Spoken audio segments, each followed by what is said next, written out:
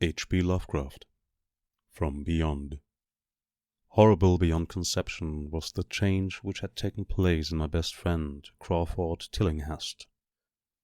I had not seen him since that day, 2 months and a half before, when he had told me toward what goal his physical and metaphysical researches were leading. When he had answered my awed and almost frightened remonstrances by driving me from his laboratory and his house in a burst of fanatical rage. I had known that he now remained mostly shut in the attic laboratory with that accursed electrical machine, eating little and excluding even the servants, but I had not thought that a brief period of 10 weeks could so alter and disfigure any human creature. It is not pleasant to see a stout man suddenly grown thin, and it is even worse when the baggy skin becomes yellowed or greyed, the eyes sunken, circled, and uncannily glowing, the forehead veined and corrugated, and the hands tremulous and twitching. And if added to this there be a repellent unkemptness, a wild disorder of dress, a bushiness of dark hair white at the roots, and an unchecked growth of pure white beard on a face once clean-shaven, the cumulative effect is quite shocking. But such was the aspect of Crawford Tillinghast on the night his half-coherent message brought me to his door after my weeks of exile. Such the spectre that trembled as it admitted me, candle in hand, and glanced furtively over its shoulder as is fearful of unseen things in the ancient, lonely house set back from the benevolent street. That Crawford Tillinghast should ever have studied science and philosophy was a mistake. These things should be left to the frigid and impersonal investigator, for they offer 2 equally tragic alternatives to the man of feeling and action. Despair, if he fail in his quest, and terrors unutterable and imaginable if he succeed. Tillinghast had once been the prey of failure, solitary and melancholy, but now I knew, with nauseating fears of my own, that he was the prey of success. I had indeed warned him 10 weeks before, when he burst forth with his tale of what he felt himself about to discover. He had been flushed and excited then, taking in a high and unnatural, though always pedantic, voice. "What do we know," he said, "of the world and the universe about us? Our means of receiving impressions are absurdly few, and our notions surrounding objects infinitely narrow. We see things only as we are constructed to see them, and can gain no idea of their absolute nature. With 5 feeble senses we pretend to comprehend the boundlessly complex cosmos, yet other beings with a wider, stronger, or different range of sense might not only see very differently the things we see, but might see and study whole worlds of matter, energy, and life, which lie close at hand yet can never be detected with the senses we have. I have always believed that such strange, inaccessible worlds exist at our very elbows, and now I believe I have found a way to break down the barriers. I am not joking. Within 24 hours, that machine near the table will generate waves acting on unrecognized sense organs that exist in us as atrophied or rudimentary vestiges. Those waves will open up to us many vistas unknown to man, and several unknown to anything we consider organic life. We shall see that which dogs howl in the dark, and that at which cats prick up their ears after midnight. We shall see things, and other things which no breathing creature has yet seen. We shall overleap time, space, and dimensions, and without bodily motion peer to the bottom of creation." When Tillinghast said these things, I remonstrated, for I knew him well enough to be frightened rather than amused. But he was a fanatic and drove me from the house. Now, he was no less a fanatic, but his desire to speak had conquered his resentment, and he had written me imperatively in a hand I could scarcely recognize. As I entered the abode of the friend so suddenly metamorphosed to a shivering gargoyle, I became infected with a terror which seemed stalking in all the shadows.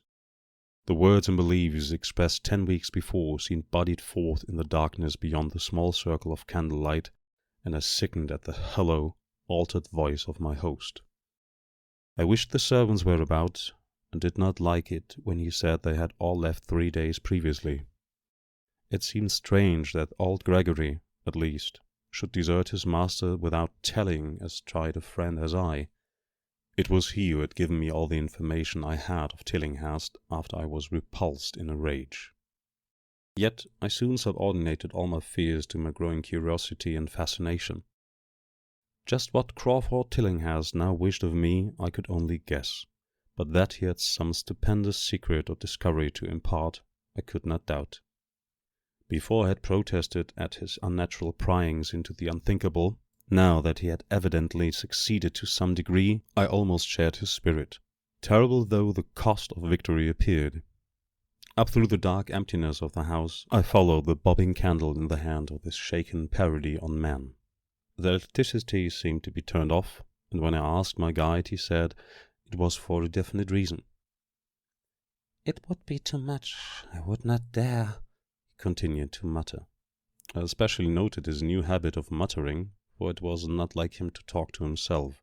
We entered the laboratory in the attic, and I observed that the detestable electric machine, glowing with a sickly, sinister violet luminosity. It was connected with a powerful chemical battery, but seemed to be receiving no current, for I recall that in its experimental stage it had sputtered and purred when in action. In reply to my question, Tillinghast mumbled that this permanent glow was not electrical in any sense that I could understand. He now seated me near the machine, so that it was on my right, and turned a switch somewhere below the crowning cluster of glass bulbs. The usual sputtering began, turned to a whine, and terminated in a drone so soft as to suggest a return to silence. Meanwhile the luminosity increased, waned again, then assumed a pale, autre couleur, or blend of colors which I could neither place or describe. Tillinghast had been watching me, and noted my puzzled expression. "Do you know what that is?" he whispered. "That is ultraviolet." He chuckled oddly at my surprise. "You thought ultraviolet was invisible, and so it is, but you can see that, and many other invisible things now. Listen to me. The waves from that thing are awaking 1,000 sleeping senses in us, senses which inherit from eons of evolution from the state of detached electrons to the state of organic humanity. I have seen truth, and I intend to shew it to you. Do you wonder how it will seem? I will tell you." Here Tillinghast seated himself directly opposite me, blowing out his candle and staring hideously into my eyes. "Your existing sense organs, ears first, I think, will pick up many of the impressions, for they are closely connected with the dormant organs. Then there will be others. You have heard of the pineal gland? I laugh at the shallow endocrinologist, fellow dupe and fellow parvenu of the Freudian. That gland is the great sense organ of organs. I have found out. It is like sight in the end, and transmits visual pictures to the brain. If you are normal, that is the way you ought to get most of it. I mean, get most of the evidence from beyond." I looked about the immense attic room with the sloping south wall, dimly lit by rays which the everyday eye cannot see. The far corners were all shadows, and the whole place took an hazy unreality which obscured its nature and invited the imagination to symbolism and phantasm. During the interval that Tillinghast was silent, I fancied myself in some vast and incredible temple of long-dead gods, some vague edifice of innumerable black stone columns reaching up from a floor of damp slabs to a cloudy height beyond the range of my vision. The picture was very vivid for a while, but gradually gave way to a more horrible conception, that of utter, absolute solitude in infinite, sightless, soundless space. There seemed to be a void, nothing more, and I felt a childish fear which prompted me to draw from my hip pocket the revolver I always carried after dark since the night I was held up in East Providence. Then, from the farthermost regions of remoteness, the sound softly glided into existence. It was infinitely faint, subtly vibrant, and unmistakably musical, but held a quality of surpassing wildness which made its impact feel like a delicate torture of my whole body. I felt sensations like those one feels when accidentally scratching ground glass. Simultaneously, there developed something like a cold draught, which apparently swept past me from the direction of the distant sound. As I waited breathlessly, I perceived that both sound and wind were increasing, the effect being to give me an odd notion of myself as tied to a pair of rails in the path of a gigantic approaching locomotive. I began to speak to Tillinghast, and as I did, so all the unusual impressions abruptly vanished. I saw only the man, the glowing machine, and the dim apartment. Tillinghast was grinning repulsively at the revolver which I had almost unconsciously drawn, but from his expression I was sure he had seen and heard as much as I, if not a great deal more. I whispered what I had experienced, and he bade me to remain as quiet and receptive as possible. "Don't move," he cautioned, "for in these rays we are able to be seen as well as to see. I told you the servants left, but I didn't tell you how. It was that thick-witted housekeeper. She turned on the lights downstairs after I had warned her not to, and the wires picked up sympathetic vibrations. It must have been frightful. I could hear the screams up here in spite of all I was seeing and hearing from another direction, and later it was rather awful to find those empty heaps of clothes around the house. Mrs. Updike's clothes were close to the front hall switch. That's how I know she did it. It got them all. But so long as we don't move, we're fairly safe. Remember, we're dealing with a hideous world in which we are practically helpless. Keep still." The combined shock of the revelation and of the abrupt command gave me a kind of paralysis, and in my terror my mind again opened to the impressions coming from what Tillinghast called beyond. I was now in a vortex of sound and motion, with confused pictures before my eyes. I saw the blurred outlines of the room, but from some point in space there seemed to be pouring a seething column of unrecognizable shapes or clouds, penetrating the solid roof at a point ahead and to the right of me. Then I glimpsed the temple-like effect again, but this time the pillars reached up into an aerial ocean of light, which sent down one blinding beam along the path of the cloudy column I had seen before. After that, the scene was almost wholly kaleidoscopic, and in the jumble of sights, sounds, and unidentified sense impressions, I felt that I was about to dissolve or in some way lose the solid form. One definite flash I shall always remember. I seemed for an instant to behold a patch of strange night sky filled with shining revolving spheres, and as it receded I saw that the glooming suns formed a constellation or galaxy of settled shape. This shape being the distorted face of Crawford Tillinghast. At another time, I felt the huge animate things brushing past me and occasionally walking or drifting through my supposedly solid body, and thought I saw Tillinghast look at them as though his better trained senses could catch them visually. I recalled what he said of the pineal gland, and wondered what he saw with his preternatural eye. Suddenly, I myself became possessed of a kind of augmented sight. Over and above the luminous and shadowy chaos arose a picture which, though vague, held the elements of consistency and permanence. It was indeed somewhat familiar, for the unusual part was superimposed upon the usual terrestrial scene, much as the cinema view may be thrown upon the painted curtain of a theatre. I saw the attic laboratory, the electrical machine, and the unsightly form of Tillinghast opposite me. But of all the space unoccupied by familiar material objects, not one particle was vacant. Indescribable shapes, both alive and otherwise, were mixed in disgusting disarray, and close to every known thing were whole worlds of alien unknown entities. It likewise seemed that all the known things entered into the composition of other unknown things, and vice versa. Foremost among the living objects were great inky, gelish monstrosities which flabbily quivered in harmony with the vibrations from the machine.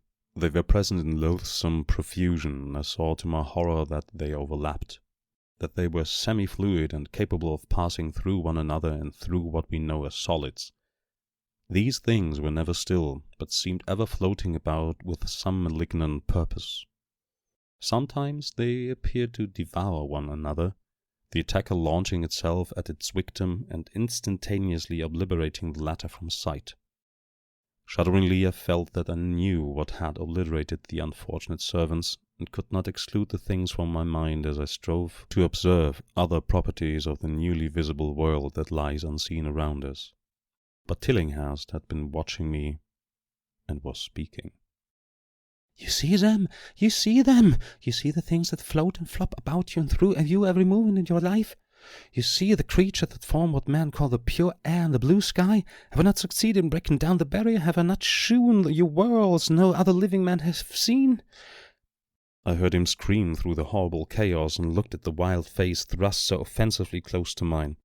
His eyes were pits of flame, and they glared at me with what I now saw was overwhelming hatred. The machine droned detestably. You think those flundering things wiped out the servants? Fool, they are harmless. But the servants are gone, aren't they? You tried to stop me. You discouraged me when I needed every drop of encouragement I could get. You were afraid of the cosmic truth, you damned coward. But now I've got you. What swept up the servants? What made them scream so loud? Don't know, eh? You'll know soon enough. Look at me. Listen what I say. Do you suppose there are really any such things as time and magnitude? Do you fancy there are such things as form or matter? I'll tell you, I have struck depth that your little brain can't picture. I have seen beyond the bounds of infinity and drawn down demons from the stars. I have harnessed the shadows that stride from the world to sow death and madness. Space belongs to me. Do you hear? Things are hunting me now, the things that devour and dissolve, but I know how to elude them. It is you they will get, as they got the servants. Stirring, dear sir? I told you it was dangerous to move. I have saved you so far by telling you to keep still, saved you to see more sights and listen to me. If you had moved, they would have been at you long ago. Don't worry, they won't hurt you. They didn't hurt the servants. It was seeing that made the poor devil scream so. My pets are not pretty, for they come out of places where aesthetic standards are very different. Disintegration is quite painless, I assure you. But I want you to see them. I almost saw them, but I knew how to stop. You are not curious? I always knew you were no scientist. Trembling, eh? Trembling with anxiety to see the ultimate things I have discovered. Why don't you move, then? Tired? Well, don't worry, my friend, for they are coming. Look, look, curse you, look! It's just over your left shoulder. What remains to be told is very brief, and may be familiar to you from the newspaper accounts. The police heard a shot in the old Tillinghast house and found us there. Tillinghast dead and me unconscious. They arrested me because the revolver was in my hand, but released me in 3 hours after they found it was apoplexy which had finished Tillinghast and saw that my shot had been directed at the nauseous machine which now lay hopelessly shattered on the laboratory floor. I did not tell very much of what I had seen, for I feared the coroner would be skeptical, but from the evasive outline I did give, the doctor told me that I had undoubtedly been hypnotized by the vindictive and homicidal madman. I wish I could believe that doctor. It would help my shaking nerves if I could dismiss what now I have to think of the air and the sky about and above me. I never feel alone or comfortable, and a hideous sense of pursuit sometimes comes chillingly on me when I'm weary. What prevents me from believing the doctor is this one simple fact, that the police never found the bodies of those servants whom they say Crawford Tillinghast murdered.